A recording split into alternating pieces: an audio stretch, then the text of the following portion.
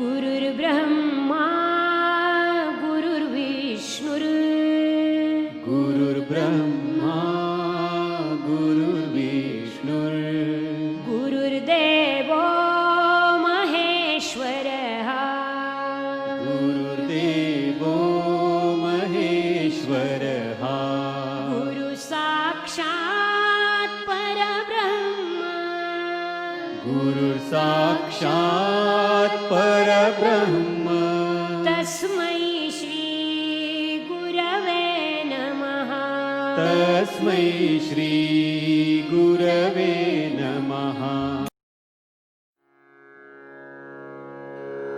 ॐ नमो भगवते वासुदेवाय ॐ नमो भगवते वासुदेवाय ॐ नमो भगवते वासुदेवाय ॐ नमो भगवते वासुदेवाय ॐ नमो भगवते वासुदेवाय वासुदेवाय वासुदेवाय।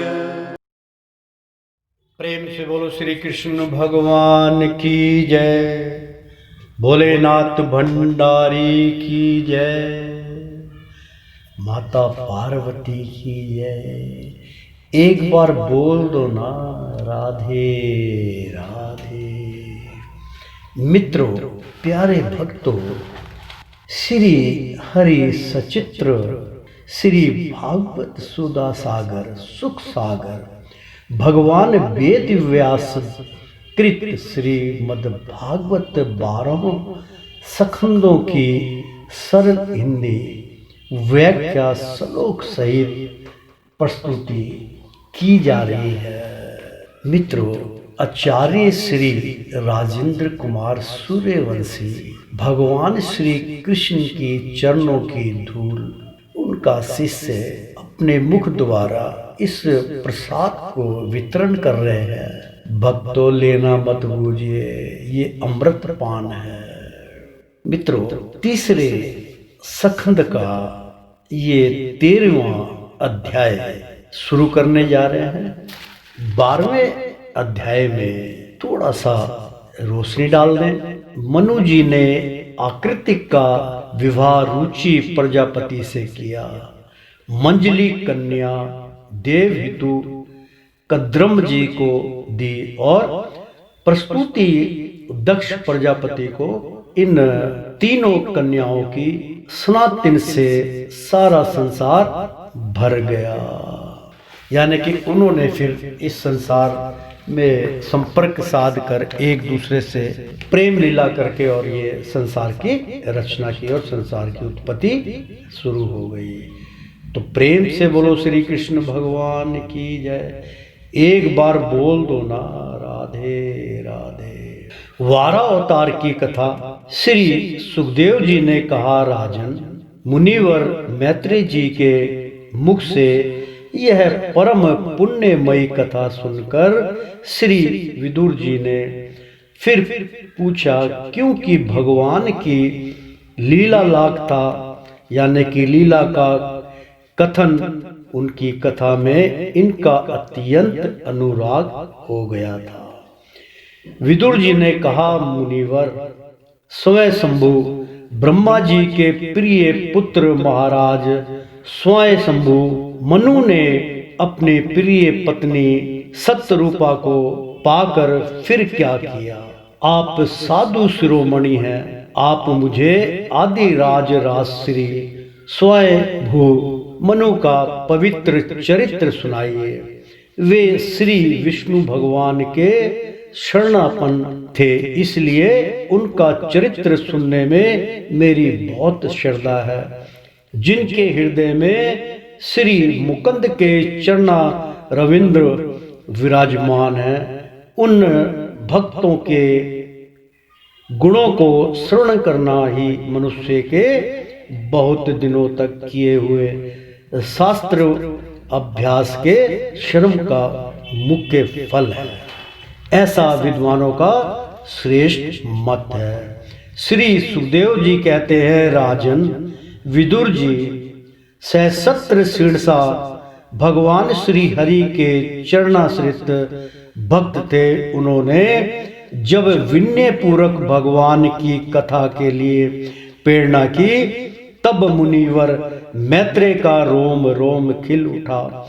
उन्होंने कहा, श्री मैत्रेय जी बोले, जब अपनी भार्या सत्यरूपा के साथ स्वयंभू मनु का जन्म हुआ, तब उन्होंने बड़ी नम्रता से हाथ जोड़कर श्री ब्राह्मण जी से कहा, भगवान एकमात्र आप ही समस्त जीवों जन्मदाता और जीविका का प्रदान करने वाले पिता है। यद्यपि हम आपकी संतान, ऐसे कौन सा कर्म करें जिससे आपकी सेवा बन सके।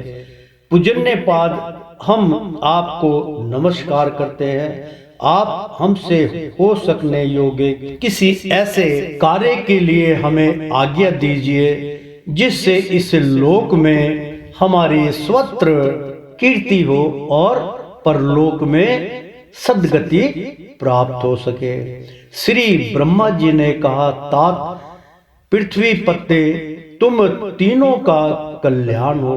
मैं तुमसे बहुत प्रसन्न हूं क्योंकि तुमने निष्पट भाव से यानी कि निष्काम भाव से, निष्कपट भाव से मुझे आज्ञा दीजिए। यूं कहकर मुझे आत्मसमर्पण किया है। वीर पुत्रों को अपने पिता की इसी रूप में पूजा करनी चाहिए। उन्हें उचित है कि दूसरों के प्रति ईर्ष्या का भाव ना रखकर जहां तक बने उनकी आज्ञा का आदर पूर्वक सावधानी से पालन करें। अर्थात श्री ब्रह्मा जी ने कहा, तात यानी कि पुत्रों, पृथ्वी पते यानी कि पृथ्वी का कल्याण करने वाले, तुम दोनों का कल्याण हो। मैं तुमसे बहुत प्रसन्न हूँ। मेरा मन, मेरी आत्मा आपसे प्रसन्न हो गई है क्योंकि तुमने निष्कपट भाव से मुझे आज्ञा दीजिए, यानी कि जिसमें आपके कोई अहंकार, कोई आपका स्वार्थ नहीं होना चाहिए, इस भाव से आप आज्ञा कीजिए। यूं कहकर मुझे आत्मसमर्पण किया, यानी कि अपने आप को आपने मुझे सौंप दिया। वीर पुत्रों को अपने पिता की इसी रूप में, यानी कि जो वीर पुत्र होते हैं, जो बलधारी होते हैं, कि वीर पुत्रों को, जो वीर होते हैं, उन पुत्रों को अपने पिता की इसी रूप में पूजा करनी चाहिए। उन्हें उचित है कि दूसरों के प्रति ईर्ष्या का भाव ना रख के जहां तक बने उनकी आज्ञा का आदर पूर्वक सावधानी से पालन करें। तो तुम अपनी इस भार्या से, यानी कि अपनी पत्नी से, अपने ही समान गुणवती संतानती उत्पन्न करके, यानी कि उनसे ही गुणवती जो है, भार्या से अपने ही समान गुणवती, यानी कि उनके गुणों से संतानती उत्पन्न करके संतान की उत्पत्ति करो करके धर्म पूर्वक और धर्म का ध्यान कीजिए। पृथ्वी का पालन करो और पृथ्वी को का पालन पोषण करो और यज्ञों द्वारा श्री हरि की आराधना करो, यज्ञ करो। भगवान विष्णु नारायण प्रसन्न होंगे। राजन, प्रजा पालक से मेरी बड़ी सेवा होगी और तुम्हें प्रजा का पालन करते देखकर भगवान श्री हरि भी तुमसे प्रसन्न होंगे। जिन पर यज्ञ मूर्ति जनार्दन भगवान प्रसन्न नहीं होते, उनका सारा श्रम व्यर्थ हो जाता है। जिससे भगवान, जो आप कार्य करते हैं, भगवान का पूजन करें, या जो संसार में सृष्टि है कि हमें पाप का साथ ना देके पुण्य का देना है और धर्म के मार्ग पे चलना है, अधर्म का साथ नहीं देना है और निष्काम भाव से हमें कर्म करना है। जहाँ पे ऐसा कर्म करना पड़ जाए जो धर्म के विरुद्ध है, उसको खत्म करना चाहिए। ऐसे विचार वाले से भगवान हरि प्रसन्न होते हैं, अन्यथा अगर आप अपने आप को कितने भी ज्ञानी हैं और आपके अंदर छल कपट है तो उनसे भगवान दया नहीं करते, ना ही उनके ऊपर अपनी कर्म शक्ति प्रमाण करते हैं। जिन पर यज्ञ मूर्ति जनार्दन भगवान प्रसन्न नहीं होते, उनका सारा श्रम, यानी कि ऐसे व्यक्ति जो पाप के अधर्म के मार्ग पे चलते हैं, उनको चाहे कितनी भी मेहनत कर ले भगवान के लिए, चाहे बड़े से बड़े मंदिर बनवा दें, कि मूर्ति की स्थापना कर दें, लंगर चला दें, लेकिन मन उनका अगर मैला है तो व्यर्थ हो जाता है, क्योंकि वे एक प्रकार से अपनी आत्मा का ही अनादर करते हैं। मनु जी ने कहा, पाप का नाश करने वाले पिताजी, मैं आपकी आज्ञा का पालन अवश्य करूंगा, किंतु आप इस जगत में मेरे और मेरी भावी प्रजा के रहने के लिए स्थान बतलाइए। देव, सब जीवों का निवास स्थान पृथ्वी इस समय प्रलय के जल में डूबी हुई है। आप इस देवी के उद्धार का प्रयत्न कीजिए, यानी कि धरती माता जो है जिसमें हमारा संसार डूबा हुआ है, इसका कुछ निवारण कीजिए। श्री मैत्री जी ने कहा, पृथ्वी को इस प्रकार अथाह जल में डूबी देखकर ब्रह्मा जी बहुत देर तक मन में यह सोचते रहे कि इसे कैसे निकालूं। जिस समय लोकर चना में लगा हुआ था, उस समय पृथ्वी जल में डूब जाने से रसताल तल को चली गई, यानी कि पाताल लोक चली गई थी। तो हम लोग सृष्टि कार्य में नियुक्त हैं, अतः इसके लिए हमें क्या करना चाहिए? अब तो जिनके संकल्प मात्र से मेरा जन्म हुआ है, वे स्वर शक्तिमान श्री हरि मेरा यह काम पूरा करें। निष्पाप विदुर जी, ब्रह्मा जी इस प्रकार विचार कर ही रहे थे कि उनके नास छिद्र से अकस्मात अंगूठे के बराबर आकार का एक 12 वाराह शिशु निकला। भारत, बड़े आश्चर्य की बात तो यही हुई कि आकाश में खड़ा हुआ वह वाराह शिशु ब्रह्मा जी के देखते ही देखते बड़ा होकर क्षण भर में हाथी के बराबर हो गया। उस विशाल वाराह मूर्ति को देखकर मरीच आदि मुनिजन, सनक आदि और स्वयं अम्बु मनु के सहित श्री ब्रह्मा जी तरह तरह के विचार करने लगे। आहो, शुक्र के रूप में आज यह कौन दिव्य प्राणी यहाँ प्रकट हुआ है? कैसा आश्चर्य है! यह अभी अभी मेरी नाक से निकला था। पहले तो यह अंगूठे के पेरू एक के बराबर दिखाई देता था, यानी अंगूठे के 2 पैर, 2 पोड़े होते हैं ना, एक पोड़े के बराबर बहुत छोटा दिखाई देता था, किंतु एक क्षण में ही बड़ी भारी शिला के समान हो गया। अवश्य ही यज्ञ मूर्ति भगवान हम लोगों के मन को मोहित कर रहे हैं। ब्रह्मा जी और उनके पुत्र इस प्रकार सोच ही रहे थे कि भगवान यज्ञ पुरुष पर्वताकार होकर गरजने लगे।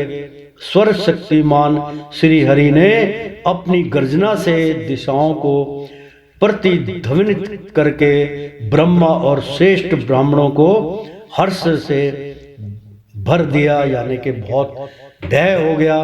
अपना खेद दूर करने वाली माया में वराह भगवान की घूर-घुराहट को सुनकर वे जनलोक, तपलोक और सत्यलोक निवासी मुनिगण तीनों वेदों के परम पवित्र मंत्रों से उनकी स्तुति करने लगे। भगवान के स्वरूप का वेदों में विस्तार से वर्णन किया गया है, अतः उन मुनीश्वरों ने जो स्तुति की उसे वेद रूप मानकर भगवान बड़े प्रसन्न हुए और एक बार फिर गरजा कर देवताओं के हित के लिए गर्जराज की सी लीला करते हुए जल में घुस गए। पहले वे शुक्र रूप भगवान पूंछ उठाकर बड़े वेग से आकाश में उछले और अपनी गर्दन के बालों को फटकाकर खुरों के आघात से बादलों को छितराने लगे। उनका शरीर बड़ा कठोर था, त्वचा पर कड़े कड़े बाल थे, दाढ़ें सफेद थी और नेत्रों से तेज निकल रहा था। उस समय उनकी बड़ी शोभा हो रही थी। भगवान स्वयं यज्ञ पुरुष हैं, तथापि शुक्र रूप धारण करने के कारण अपनी नाक से सूंघ सूंघ कर पृथ्वी का पता लगा रहे थे। अर्थात तात्पर्य कहने का ये हुआ कि भगवान स्वयं यज्ञ पुरुष, क्योंकि भगवान ही यज्ञ पुरुष है, तथापि शुक्र रूप यानी कि जो स्वर होता है, पिग होता है, उसका रूप धारण करके करने के कारण, उनका रूप धारण करने के कारण अपनी नाक से यानी कि उनकी नाक से ही वो सूंघते हैं। सूंघ सूंघ कर पृथ्वी का पता लगा रहे थे, क्योंकि पृथ्वी जल में समा गई थी, राक्षस ले गया था। उनकी दाढ़ें बड़ी कठोर थी, यानी कि उनकी जो आपने देखा होगा सूअर का जो सूंड होता है उसी को वो यानी कि उसको दाढ़ें बोलते हैं, और उसी से वो जमीन खोद डालता है, जड़ें खोद डालता है। तो उनकी दाढ़ें बड़ी कठोर थी। इस प्रकार यद्यपि वे बड़े कूर ज्ञान पढ़ते थे, यद्यपि अपनी स्तुति करने वाले मारीच जो थे उनकी कथन हो रहा है, आदि मुनियों की ओर बड़ी सौम्य दृष्टि से निहारते हुए उन्होंने जल में प्रवेश किया। जिस समय उनका वर्ज्यमय पर्वत के समान कठोर कलेवर जल में गिरा, तब उसके वेग से मानो समुद्र का पेट फट गया और उसमें बादलों की घरघराहट के समान बड़ा भीषण शब्द हुआ। उस समय ऐसा जान पड़ता था मानो अपनी उताल संग रूप भुजाओं को उठाकर वह बड़े आत्र स्वर से, हे यज्ञेश्वर मेरी रक्षा करो, इस प्रकार पुकार रहा है।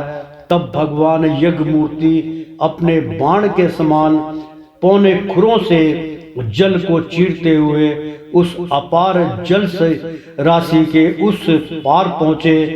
वहां रसताल में उन्होंने समस्त जीवों की आश्चर्यभूता पृथ्वी को देखा, जिसे कल्पनाथ में संयन करने के लिए उद्दत श्री हरि ने स्वयं अपनी ही उदर में लीन कर लिया था। फिर वे जल में डूबी हुई पृथ्वी को अपनी दाढ़ों पर लेकर रसताल से ऊपर आए। इस समय उनकी बड़ी शोभा हो रही थी। जल से बाहर आते समय उनके मार्ग में विघ्न डालने के लिए महापराक्रमी हिरण्यकश्यप ने जल के भीतर ही उन पर गदा से आक्रमण किया।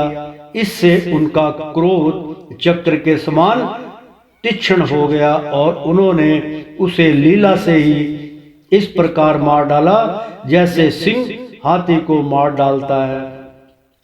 उस समय उसके रक्त से पृथ्वी, थूथनी तथा कनपट्टी सन जाने के कारण वे ऐसे जान पड़ते थे मानो कोई गजराज लाल मिट्टी के टीले में टक्कर मारकर आया हो।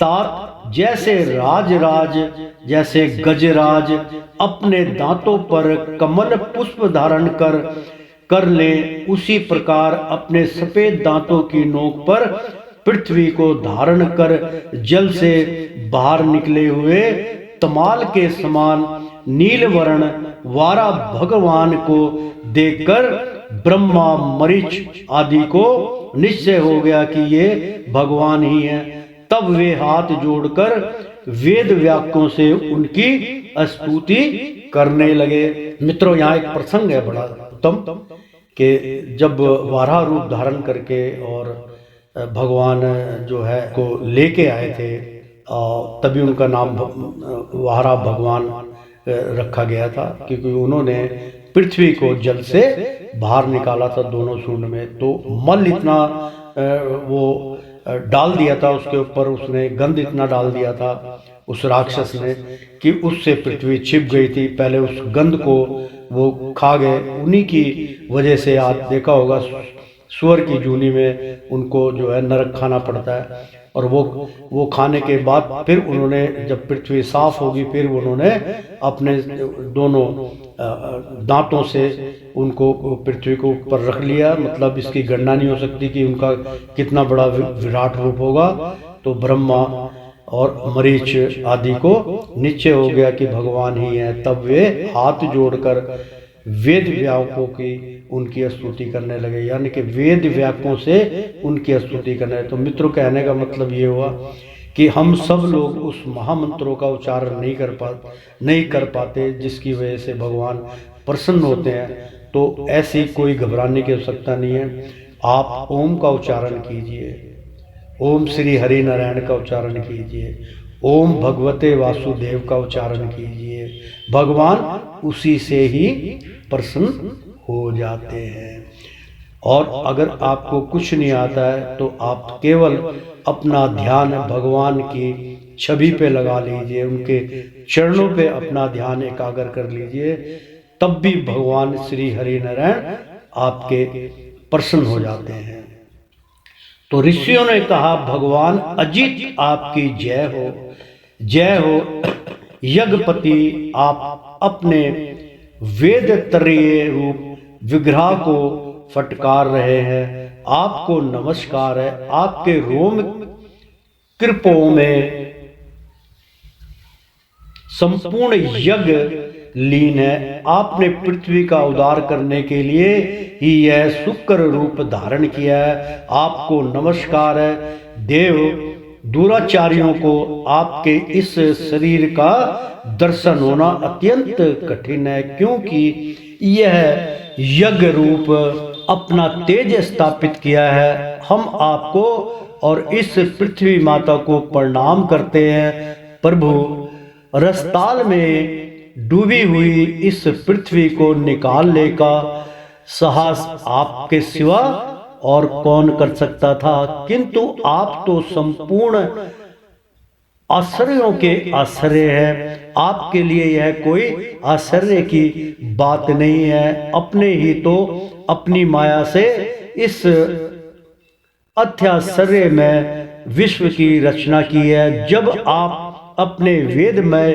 विग्रह को हिलाते हैं, तब हमारे ऊपर आपकी गर्दन के बालों से झड़ती हुई शीतल जल की बूंदें गिरती है। इस उनसे भीग कर हम जनलोक, तपलोक और सत्यलोक में रहने वाले मुनिजन सर्वथा पवित्र हो जाते हैं। जो पुरुष आपके कर्मों का पार पाना चाहते हैं, अवश्य ही उनकी बुद्धि नष्ट हो गई है, क्योंकि आपके कर्मों का कोई पार ही नहीं है। आपकी ही योग माया के सत्यवादी गुणों से यह सारा जगत मोहित हो गया है। भगवान, आप इसका कल्याण कीजिए। श्री मैत्री जी कहते हैं, विदुर जी उन ब्रह्मावादी मुनियों के इस प्रकार स्तुति करने पर सबकी रक्षा करने वाले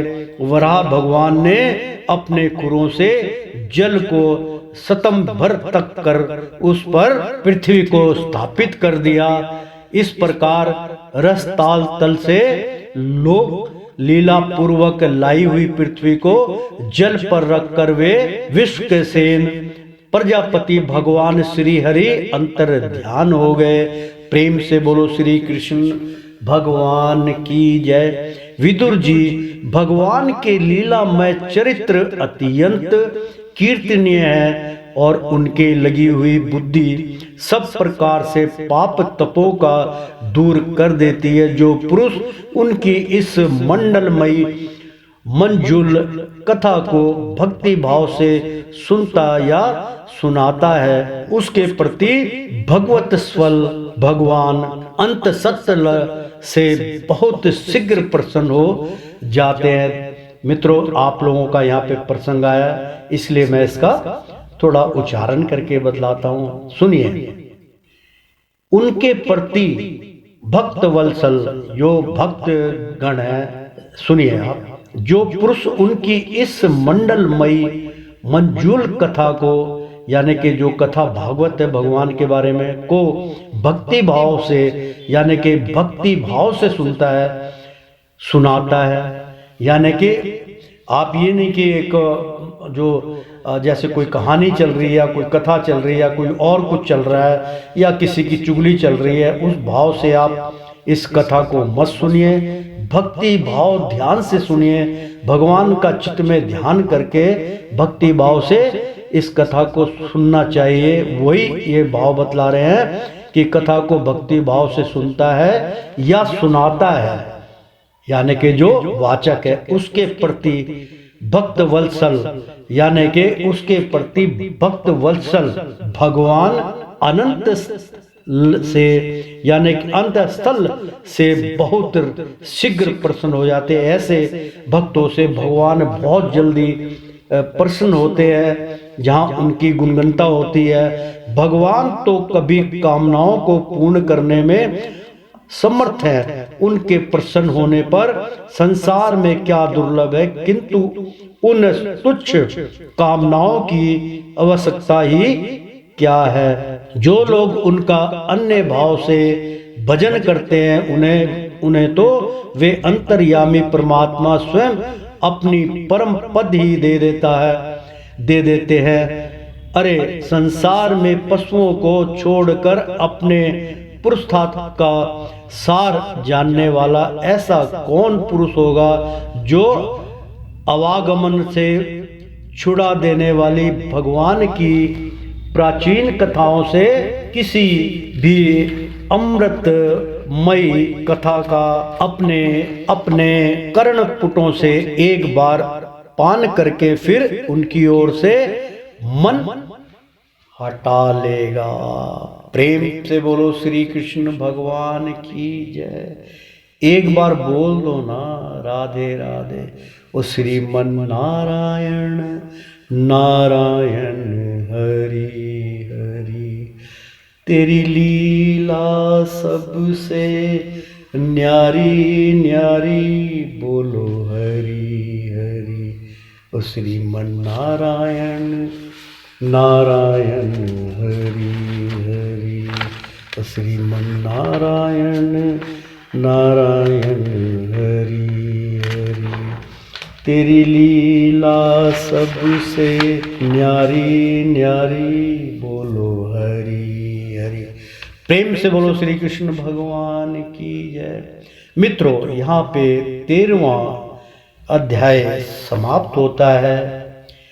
14वां अध्याय हम शुरू करने जा रहे हैं, द्वितीयता का गर्भ धारण। श्री सुखदेव जी कहते हैं, राजन, प्रयोजन वश सुकर बने श्री हरि की कथा को मैत्री जी ने मुख से सुनाकर भी भक्ति व्रतधारी विदुर जी की पूर्ण तृप्ति ना हुई, अतः उन्होंने हाथ जोड़कर फिर पूछा।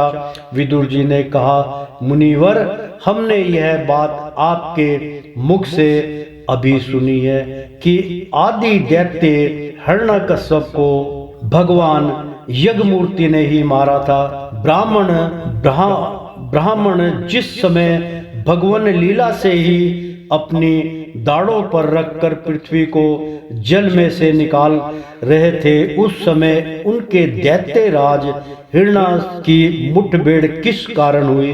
श्री मैत्री जी ने कहा, विदुर जी, तुम्हारा प्रश्न बड़ा ही सुंदर है, क्योंकि तुम श्री हरि की अवतारक कथा के विषय में ही पूछ रहे हो, तो मनुष्य के मृत्यु पाश का छेदन करने वाली है। देखो, उत्तान पाद का पुत्र ध्रुव बालकपन में श्री नारद जी की सुनाई हुई हरि कथा के प्रभाव से ही मृत्यु सिर पर पैर रखकर भागवत के परम पद पर आरूढ़ हो गया था।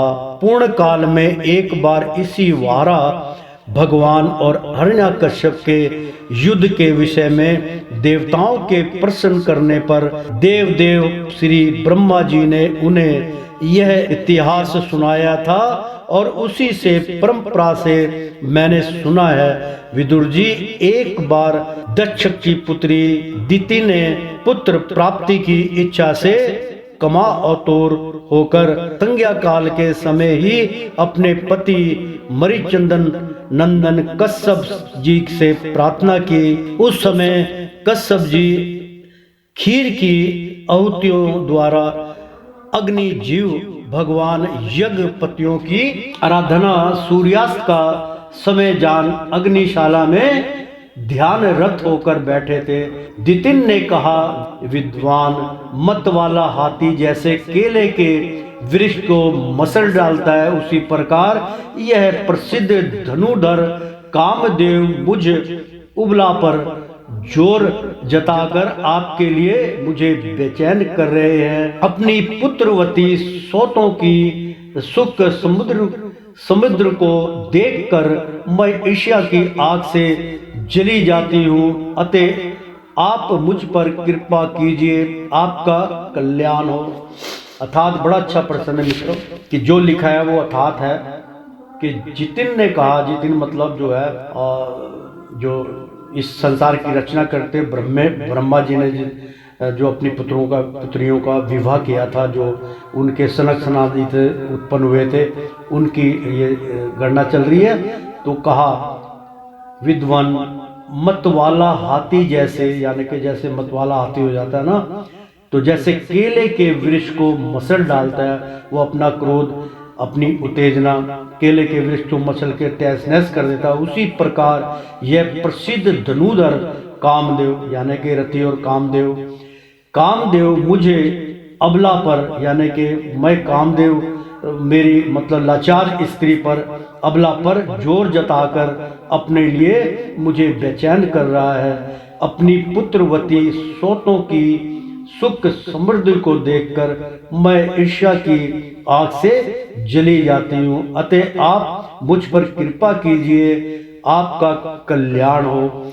जिनके गर्भ से आप जैसा पति पुत्र रूप से उत्पन्न होता है, वही स्त्रियां अपने पतियों से सम्मानिता समझी जाती हैं। उनका सुयंश संसार में सर्वत्र फैल जाता है। हमारे पिता प्रजापति दक्ष का अपनी पुत्रियों पर बड़ा स्नेह था। एक बार उन्होंने अपने सबको अलग अलग बुलाकर पूछा कि तुम किसे अपना पति बनाना चाहती हो। वे अपनी संतान की सबसे प्रकार की चिंता रखते थे। अतः हमारा भाव जानकर वे एक बार उन्होंने अपने सबको अलग अलग बुलाकर ही तुम किसे अपना पति बनाना चाहती हो। वे अपनी संतान की सब प्रकार की चिंता रखते थे। अतः हमारा भाव जानकर उन्होंने उनमें से हम 13 पुत्रियों को, जो आपके गुण स्वभाव के अनुरूप थी, आपके साथ ब्याह दिया। अतः मंडल मूर्ति कमल नयन आप मेरी इच्छा पूर्ण कीजिए, क्योंकि हे महात्म, आप जैसे महापुरुषों के पास दीन जनों का आना निष्फल नहीं होता। विदुर जी, दिति कामदेव के वेग से अत्यंत बेचैन और बेबस हो रही थी। उसने इसी प्रकार बहुत सी बातें बनाते हुए दिन होकर कश्यप जी से प्रार्थना की, यानी कि कश्यप उनके पति थे, कश्यप मुनि थे, जो उनसे आज भी आप देखते हैं कि कश्यप गोत्र चलता है। पंडितों में 3 गोत्र माने गए हैं। कश्यप गोत्र भी राजपूतों में और क्षत्रियों में और पंडितों में चलता है, और भगवान जो रामचंद्र के वंश से हैं उनका भी गोत्र चलता है। तो उसी गोत्र के माध्यम से, क्योंकि उन्होंने कई विवाह किए थे, कश्यप जो मुनि थे उन्होंने एक साथ कई विवाह किए थे, इसलिए कश्यप गोत्र में कोई भी आदमी गोत्र में विवाह कर सकता है। यही से वो आज इसका प्रसंग आया हमारे इस अनमोल खजाने में। तो अपना जैसे हमारा जो गोत्र है, मेरा गोत्र भरद्वाज है, तो हम सूर्यवंशी है, पंडितों में आते हैं, तो हमारा गोत्र जो है भरद्वाज क्षत्रिय है। और ऐसे ही जो है वशिष्ठ गोत्र होता है, तो वशिष्ठ में ये 3 गोत्र, वशिष्ठ और कश्यप और हमारा जो गोत्र अभी बतलाया वो, ये गोत्र जो 3 गोत्र हैं ये इसमें आते हैं। तो कश्यप ने, जो कश्यप मुनि थे, उन्होंने कई विवाह एक साथ किए थे, इसलिए गोत्र का अनुभव जो है, गोत्र की जो बात है, तो कश्यप गोत्र जो है वो गोत्र में विवाह कर सकता, अन्यथा गोत्र में विवाह नहीं होता, क्योंकि एक ही गुरु के वो शिष्य हो जाते हैं, आपस में बहन भाई का रिश्ता बन जाता है। ऐसा इसमें शास्त्र में किया जाता है। तो 3 गोत्र हमेशा याद रखिए, कईयों को इन चीज़ों का ज्ञान नहीं है। तो वशिष्ठ गोत्र और मैंने बतलाया, और जो है भगवान राम के वशिष्ठ गुरु, तो वशिष्ठ गोत्र से भी इस संसार में पंडितों का गोत्र वशिष्ठ चलता है। और कश्यप गोत्र जो है वो चलता है राजपूतों और पंडितों में, और भरद्वाज गोत्र है वो चलता है मित्रों। तो बहुत बड़ा अनमोल ज्ञान है कि कश्यप गोत्र जो है, क्योंकि इसकी कथन और इसका बहुत कम लोग इस बारे में जानते हैं, विद्वान लोग जानते हैं। कश्यप जी जो थे, अब कश्यप से प्रार्थना की, आगे ना बनाते हुए दीन होकर कश्यप जी से प्रार्थना की, तब उन्होंने उसे सुमधुर वाणी से समझाते हुए कहा, भेरु तुम्हारी इच्छा के अनुसार मैं अभी अभी तुम्हारा प्रिय अवश्य करूंगा। भला जिसके द्वारा अर्थ, धर्म और काम तीनों की सिद्धि होती है, अपनी ऐसी पत्नी की कामना कौन पूर्ण नहीं करेगा। जिस प्रकार जहाज पर चढ़कर मनुष्य महासागर को पार कर लेता है, उसी प्रकार गृहस्थ आश्रमी दूर आश्रमों को आश्रय देता हुआ अपने आश्रय और अपने आश्रम द्वारा स्वयं भी दुख समुद्र के पार हो जाता है। मनीय स्त्री को तो त्रिविध पुरुषार्थ की कामना वाले पुरुष का आधा अंग कहा गया है। उस पर अपनी अर्धांगिनी, कहने का मतलब कि कहा गया कि पुरुष का आधा अंग कहा गया, अर्धांगिनी कहा गया है, इसलिए कि दोनों को मिलके ही संपूर्ण पुत्र, संपूर्ण पुरुषार्थ बनता है। तो उस पर अपनी गृहस्थी का पार डालकर पुरुष निश्चिंत होकर विचरता है, मतलब अपनी धर्म पत्नी के ऊपर भार गृहस्थी का डाल देता है कि खाना बनाना, ये करना, और आप फिर कमाई के लिए बाहर निकल जाता है, निश्चिंत हो जाता है कि मेरी पत्नी जो है वो घर को अब संभाल लेगी। तो होकर निचरता है। इंद्र या रूप शत्रु अन्य आश्रय वालों के लिए अत्यंत दुर्जय है, किंतु जिस प्रकार किले के स्वामी सुगमता से ही लूटने वाले शत्रुओं को अपने अधीन कर लेता है, उसी प्रकार हम अपनी विवाहिता पत्नी का आश्रय लेकर इन इंद्रिय रूप शत्रुओं को सहज में ही जीत लेते हैं। गृहेश्वरी, तुम जैसी भार्या के उपकरणों का बदला तो हम अथवा और कोई भी ग्रहणग्राणी पुरुष अपनी सारी उम्र में अथवा जन्मांतर में भी पूर्ण रूप से नहीं चूक सकते।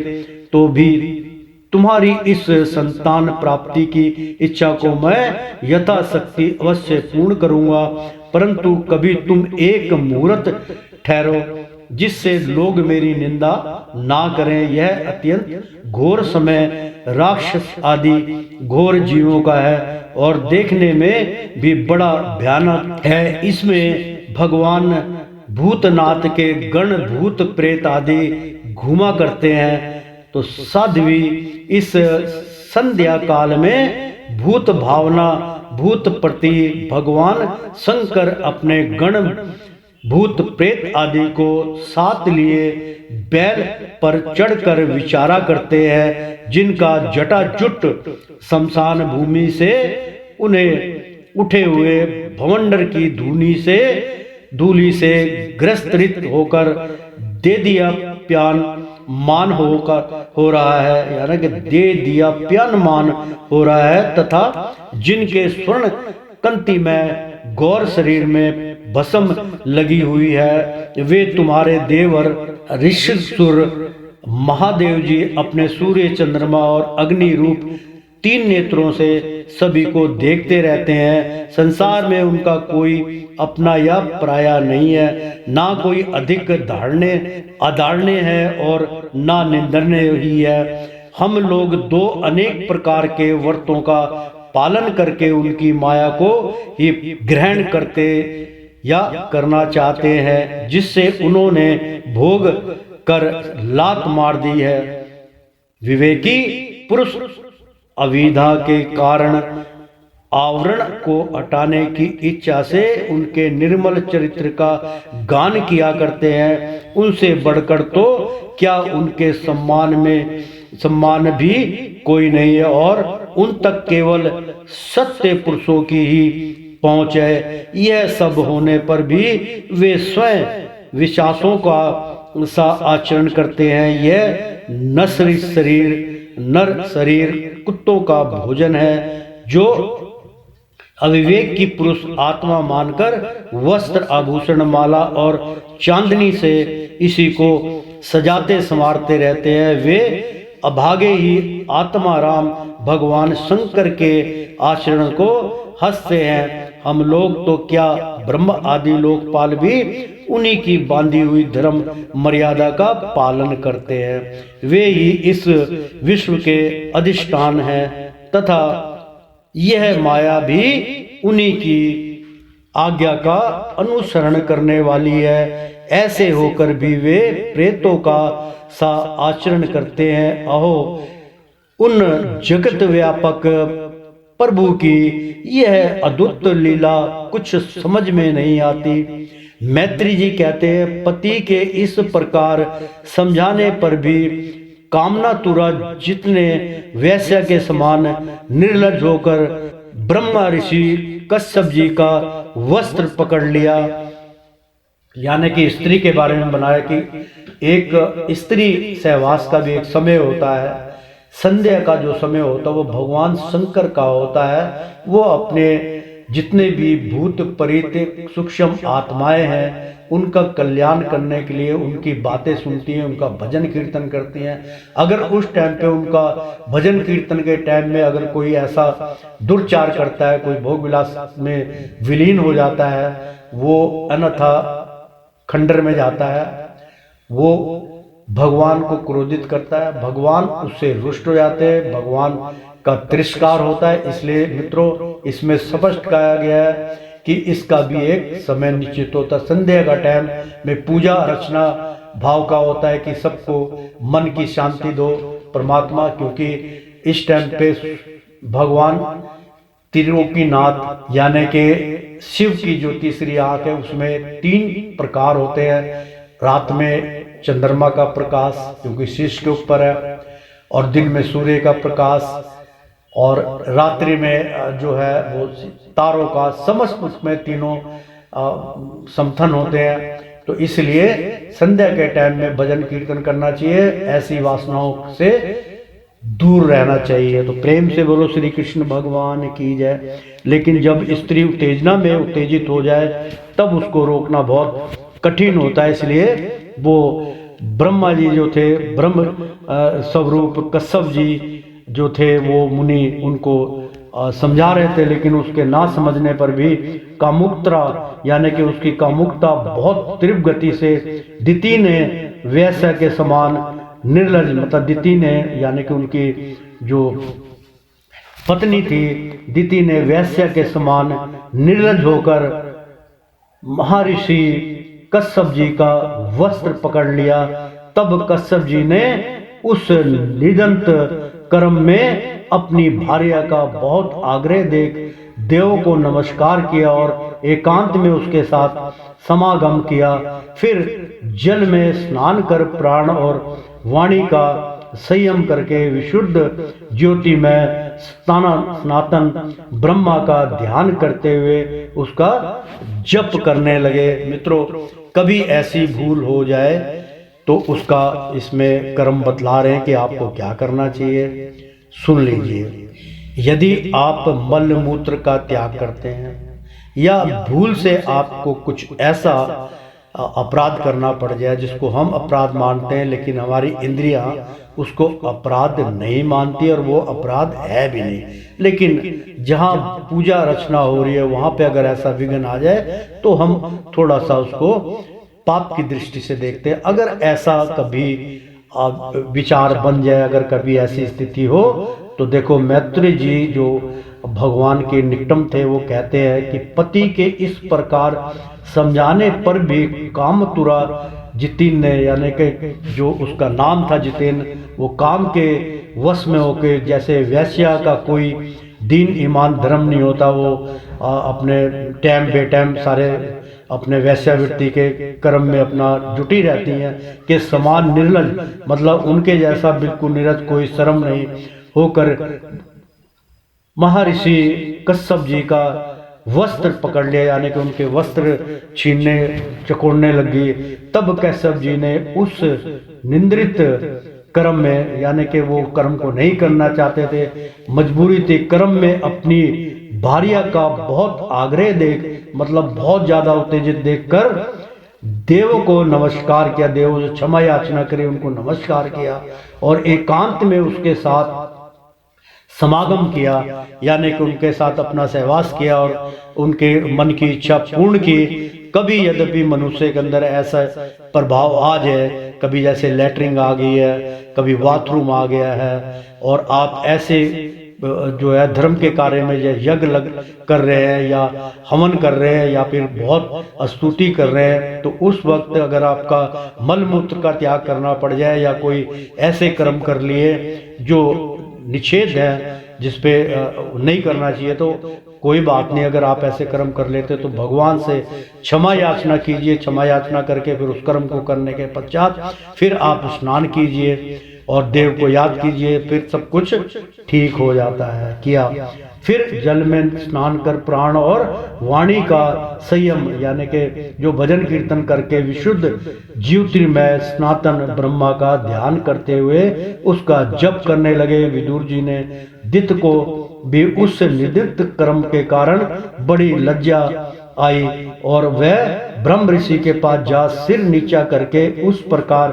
कहने लगे, यानी कि इंसान कर्म करने के बाद फिर सोचता है, तो इसलिए कर्म करने से पहले ही आप अपने अंतर्मन को जांच लीजिए, समझ लीजिए। दोनों में सवाल जवाब होते हैं, जो अच्छा लगे उसको अपनाइए। तो कहने लगी, दित्ती बोली, ब्राह्मण भगवान रुद्र भूतों के स्वामी हैं, मैंने उनका अपराध किया है, किंतु वे भूत श्रेष्ठ मेरे इस गर्भ को नष्ट ना करे। मैं भक्ता वाच इच्छा कल्प तरु, यानी के भक्त वाक्षा कल्प तरु उग्र एवं रुद्र रूप महादेव को नमस्कार करती हूँ। वे सत्पुरुषों के लिए कल्याणकारी हैं, दंड देने के भाव से रहित हैं, किंतु दुष्टों के लिए क्रोध मूर्ति दंड मणि और दंड प्राणी है। इसलिए हम स्त्रियों पर तो व्याहद भी दया करते हैं, फिर वे सती पति तो मेरे बिनोई और परम कृपालु है, अतः वे मुझ पर प्रसन्न हो। मतलब गलती करने के बाद दित्य बोली, ब्राह्मण भगवान रुद्र भूतों के स्वामी, भगवान के समक्ष यानी कि भगवान शंकर के सामने सम्मुख होकर उन्होंने उनसे याचना की, मैं उनका अपराधी हूँ, मैंने भगवंत आपका मैं अपराधी हूँ, मैंने आपसे गलती की है, किंतु वे भूत श्रेष्ठ यानी कि भूतों के सबसे बड़े भूतनाथ हैं, मेरे इस गर्भ को कृपा करके नष्ट ना करे।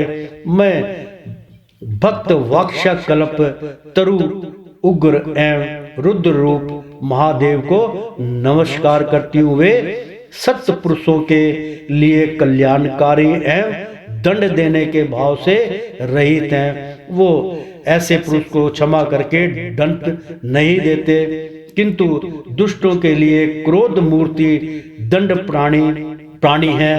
हम स्त्रियों पर तो व्याहद भी दया करते हैं, वो हमारी स्त्रियों पर हमेशा दया की दृष्टि रखते हैं। फिर वे सती पति तो मेरे बने हुए रिश्ते में लगते हैं और परम कृपालु हैं, अतः वे मुझ पर प्रसन्न हो।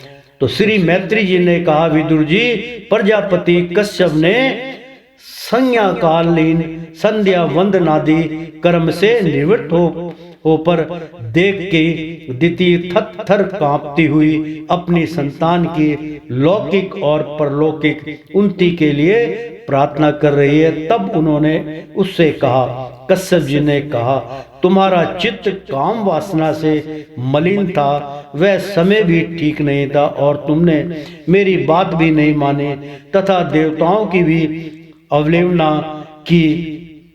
मंडलमयी चंडी तुम्हारी कोख से दो बड़े ही अमंडलमय और अधम पुत्र उत्पन्न होंगे। यानी कि उन्होंने बतलाया कि अमंगलमयी चंडी, जो तुमने मंगल का कार्य नहीं किया, जो चंडी रूप धारण कर लिया, तो तुम्हारी कोख से, तुम्हारे उदर से दो बड़े ही अमंगलमय, यानी कि कहने का मतलब है अमंगलमय मतलब वो कोई भी मंगल कार्य में शुभ नहीं होंगे, और अधम पुत्र मतलब बहुत उत्पात मचाने वाले पुत्र उत्पन्न होंगे। वे बार बार संपूर्ण लोक और लोकपालों की अपनी अत्याचारों से रुलाएंगे। जब उनके हाथ से बहुत से निरपराध और दीन प्राणी मारे जाने लगेंगे तो स्त्रियों पर अत्याचार होने लगेंगे और महात्माओं को सुबुद्ध किए जाने लगेगा। उस समय संपूर्ण लोगों की रक्षा करने वाले श्री जगदीश्वर कुपित होकर अवतार लेंगे और इंद्र जैसे पर्वतों का दमन करता है उसी प्रकार उनका वध करेंगे। द्वितीय ने कहा, प्रभु यही मैं भी चाहती हूँ कि यदि मेरे पुत्रों का वध हो तो वह साक्षात भगवान और चक्र प्राणी के हाथ से ही हो, कुपित ब्राह्मणों के शाप आदि से ना हो। जो जीव ब्राह्मणों के शाप से दग्ध अथवा प्राणियों को भय देने वाला होता है, वह किसी भी योनि में जाए, उन पर नरक की जीव भी दया ना करते। कश्यप जी ने कहा, देवी तुमने अपने किए पर शोक और पश्चाताप प्रकट किया है, तुम्हें शीघ्र ही उचित अनुचित का विचार भी हो गया तथा भगवान विष्णु शिव और मेरे प्रति भी तुम्हारा बहुत आदर जान पड़ता है। इसलिए तुम्हारे एक पुत्र के 4 पुत्रों में से एक ऐसा होगा जिसका सत्पुरुष भी मान करेंगे और जिसके पवित्र यश को भजन भगवान के गुणों के साथ गाएंगे। जिस प्रकार खोटे सोने को बार बार ताप कर शुद्ध किया जाता है, उसी प्रकार साधु जन उनके स्वभाव का अनुकरण करने के लिए निर्वैरता आदि उपायों से अपने अंतकरण को शुद्ध करेंगे, जिनकी कृपा से उन्हीं का स्वरूप भूत यह जगत आनंदित होता है। वे समय प्रकाश भगवान भी उसकी अन्य में भक्ति से संतुष्ट हो जाएंगे। द्वितीय वह बालक बड़ा ही भगवान भक्त, उदार हृदय, प्रभावशाली और महान पुरुषों का भी पूजन्य होगा तथा पौड़ भक्ति भाव से विशुद्ध और भाव विनित हुए अंतरकरण में श्री भगवान को स्थापित करके देहाभिमान मान को त्याग देगा। वह विश्व में अनासक्त शीलावान गुणों का भंडार तथा दूसरों की समृद्धि में सुख और दुख में दुख मारने वाला होगा। उसका कोई शत्रु ना होगा तथा चंद्रमा जैसे ग्रीष्म ऋतु के ताप को हर लेता है, वैसे ही वह संसार के शोक को शांत करने वाला होगा। जो इस संसार के 12 भीतर सब और विराजमान है, अपने भक्तों के इच्छा अनुसार समय समय पर मंगल विग्रह प्रकट करते हैं और लक्ष्मी रूप लावण्य मूर्ति ललना की भी शोभा बढ़ाने वाले हैं, तथा जिनका मुख्य मंडल झिलमिलाते हुए कुंडलों से सुशोभित है, उन्हें उन परम पवित्र कमल नयन श्री हरि का तुम्हारे पौत्र को प्रत्यक्ष दर्शन होगा। श्री मैत्री जी कहते हैं, विदुर जी, दित्ति ने जब सुना तो कि मेरा पौत्र भगवान का भक्त होगा, तब उसे बड़ा आनंद हुआ, तथा यह जानकर कि मेरे पुत्र साक्षात श्री हरि के हाथ से मारे जाएंगे, उसे और भी अधिक उत्साह हुआ। तो प्रेम से बोलो श्री कृष्ण भगवान की जय। एक बार बोल दो ना, राधे राधे। बोलो श्री कृष्ण भगवान की जय। श्रीमन नारायण नारायण। ओम श्री कृष्ण भगवान की जय। एक बार बोल दो ना, राधे राधे।